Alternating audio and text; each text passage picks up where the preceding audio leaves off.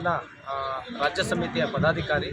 ಈ ಗೋಸೇನಾ ಅನ್ನೋದು ರಾಷ್ಟ್ರೀಯ ಸಂಘಟನೆ ರಾಜ್ಯ ಘಟಕದ ವತಿಯಿಂದ ಈ ಒಂದು ಒಳ ಮೀಸಲಾತಿ ವಿಚಾರವಾಗಿ ಏನು ಸುಪ್ರೀಂ ಕೋರ್ಟ್ ತೀರ್ಪು ಬಂದಿತ್ತು, ಆ ತೀರ್ಪಿನ ವಿಚಾರವಾಗಿ ಪರ ವಿರೋಧ ಚರ್ಚೆಗಳು ರಾಜ್ಯಾದ್ಯಂತ ಅದರ ವಿರುದ್ಧ ಪ್ರತಿಭಟನೆಗಳು, ಅದರ ಪರವಾಗಿರುವಂತಹ ಒಂದು ಪ್ರತಿಭಟನೆಗಳು ನಡೀತಾ ಇದೆ. ಈ ಒಂದು ನಿಟ್ಟಿನಲ್ಲಿ ನಮ್ಮ ಸಮುದಾಯದ ಒಂದು ಐಕ್ಯತೆಗಾಗಿ 101 ಸಮುದಾಯಗಳು ಈ ಪರಿಶಿಷ್ಟ ಜಾತಿಗಳಲ್ಲೇನಿದೆ, ಬಾಬಾ ಸಾಹೇಬ್ ಅಂಬೇಡ್ಕರ್ ಅವರು ಸಾಂವಿಧಾನಿಕವಾಗಿ ಒಂದು ಮೀಸಲಾತಿ ಪಟ್ಟಿಯಲ್ಲಿ ಸೇರಿಸಿರುವಂಥ ಸಮುದಾಯಗಳನ್ನ ನೀವು ತರಾತುರಿಯಲ್ಲಿ ಯಾವುದೇ ಅಧ್ಯಯನ ಇಲ್ಲದೆ, ಸಾಂವಿಧಾನಿಕವಾಗಿ ಯಾವುದೇ ಪರಿಶೀಲನೆ ಇಲ್ಲದೆ, ಯಾವುದೇ ಆಯೋಗದ ವಸ್ತುನಿಷ್ಠ ವರದಿ ಇಲ್ಲದೆ ವರ್ಗೀಕರಣ ಮಾಡೋದ್ರಿಂದ 101 ಸಮುದಾಯಗಳ ಐಕ್ಯತೆಯನ್ನು ಒಡೆಯುವಂಥ ಕೆಲಸ ಆಗುತ್ತೆ. ಆ ಕಾರಣಕ್ಕಾಗಿ 101 ಸಮುದಾಯಗಳ ಐಕ್ಯತೆ ಒಡೆದು ಹೋಗದ ರೀತಿಯಲ್ಲಿ ಮತ್ತು ಸಮುದಾಯಗಳ ಒಂದು ಇಂಥ ಸಮುದಾಯಗಳು ತುಂಬ ಮುಂದುವರೆದಿದ್ದಾವೆ, ಇಂಥ ಸಮುದಾಯಗಳು ತುಂಬ ಅನುಕೂಲಗಳನ್ನ ಪಡ್ಕೊಂಡ್ಬಿಟ್ಟಿದ್ದಾವೆ ಅಂತ ಹೇಳಿ ಆರೋಪಗಳು ಬರ್ತಾ ಇದೆ. ಆ ಆರೋಪ ಕೇವಲ ಬಾಯಿ ಮಾತಲ್ಲಿ ಹೇಳೋದಲ್ಲ, ಅದನ್ನು ಸರ್ಕಾರದ ದಾಖಲೆ ಸಮೇತ ಹೇಳಬೇಕು. ಸೊ ದಾಖಲೆಗಳು ಹೇಳಬೇಕು, ಇಂಥ ಸಮುದಾಯಗಳು ಅತಿ ಹೆಚ್ಚು ಪಡ್ಕೊಂಡಿದ್ದಾವೆ ಅಂತ ಹೇಳಿದ್ರೆ ಸರ್ಕಾರ ದಾಖಲೆ ಇಟ್ಕೊಂಡು ಮಾತಾಡಬೇಕು. ಅದಕ್ಕೊಂದು ಅಧ್ಯಯನ ಮಾಡಬೇಕಾಗ್ತದೆ, ಕುಲಶಾಸ್ತ್ರೀಯ ಅಧ್ಯಯನ ಮಾಡಬೇಕಾಗ್ತದೆ, ಜಾತಿ ಜನಗಣತಿ ಬೇಕಾಗ್ತದೆ.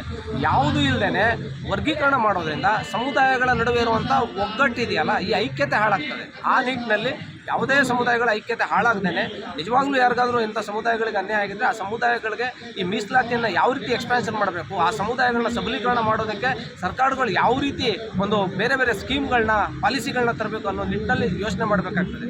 ಆ ಒಂದು ನಿಟ್ಟಿನಲ್ಲಿ ಈ ಸಂಘಟನೆ ವತಿಯಿಂದ ಒಂದು ಎಲ್ಲ ಜಿಲ್ಲಾ ಪದಾಧಿಕಾರಿಗಳು, ಎಲ್ಲ ತಾಲೂಕು ಘಟಕದ ಪದಾಧಿಕಾರಿಗಳು ಎಲ್ಲರೂ ಸೇರಿ ಒಂದು 500 ಜನ ಸಾಂಕೇತಿಕವಾಗಿ ಒಂದು ಪ್ರತಿಭಟನೆಯನ್ನು ಮಾಡ್ತಾ ಇದ್ದೀವಿ. ಸತ್ಯಾಗ್ರಹ, ಈ ಒಂದು ದಿನದ ಸತ್ಯಾಗ್ರಹದ ಉದ್ದೇಶ ಏನಂತ ಹೇಳಿದ್ರೆ ಸರ್ಕಾರಕ್ಕೆ ನಾವು ಮನವಿಯನ್ನು ಮಾಡೋದು. ಈ ವರ್ಗೀಕರಣ ತರಾತುರಿಯಲ್ಲಿ ಮಾಡೋಕ್ಕೇನು ಹೊರಟಿದ್ದೀರಿ, ಈ ವರ್ಗೀಕರಣ ಯಾವುದೇ ಅಧ್ಯಯನವಿಲ್ಲದೆ, ಸಾಂವಿಧಾನಿಕವಾಗಿ ಯಾವುದೇ ಒಂದು ಪರಿಶೀಲನೆ ಇಲ್ಲದೆ, ಯಾವುದೇ ವರದಿ ಇಲ್ಲದೆ ಏಕಾಏಕಿ ಮಾಡಬಾರ್ದು. ಯಾವ ಸಮುದಾಯಗಳಿಗೂ ಕೂಡ ಅನ್ಯಾಯ ಆಗದೇ ಇರೋ ರೀತಿಯಲ್ಲಿ ಸರ್ಕಾರ ಕ್ರಮ ಕೈಗೊಳ್ಳಬೇಕು ಅನ್ನೋ ರೀತಿಯಲ್ಲಿ ನಮ್ಮ ಈ ಒತ್ತಾಯ ಇದೆ. ಈ ವರ್ಗೀಕರಣದಿಂದ ಸಮುದಾಯಗಳು ಒಡೆದೋಗಿ ಸಮುದಾಯಗಳ ಐಕ್ಯತೆ ಹಾಳಾಗುತ್ತೆ ಅನ್ನೋದಾದರೆ ಖಂಡಿತ ಅದು ಎಲ್ಲ 101 ಜಾತಿಗಳಿಗೂ ಕೂಡ ಅನಾನುಕೂಲ ಆಗುವಂಥ ಸಂಭವ ಇರುತ್ತೆ. ಆಮೇಲೆ ಈಗ ನೋಡಿ, ಬ್ರಾಹ್ಮಣರಿಗೆ EWS ಮೀಸಲಾತಿ ಕೊಟ್ಟರು. EWS ಮೀಸಲಾತಿ ವಿರುದ್ಧ 101 ಜಾತಿಗಳು ಸೇರಿ ನಾವು ದೊಡ್ಡ ಮಟ್ಟದ ಪ್ರತಿಭಟನೆ ಮಾಡಬೇಕಿತ್ತು.